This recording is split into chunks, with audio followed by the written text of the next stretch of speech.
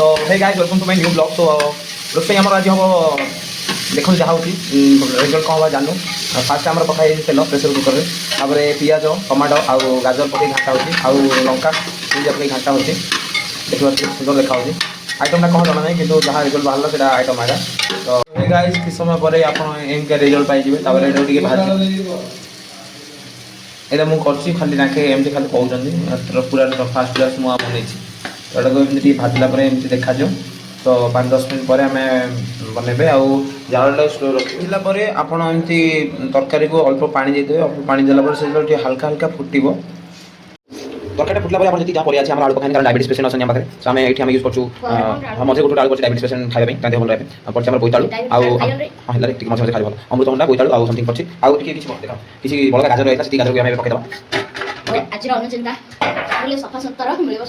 okay हाँ आज आमर दांतरे मल लगे पड़िया पड़िया हल्के घाटी मारला आमर रेडी हो जाए तरकारी टे सीटी मारदेव फुटाण जमी फुटा हो फुटे देवे रेडी हो आम तरकारी यार बास्ना ही बहुत बढ़िया हो वाह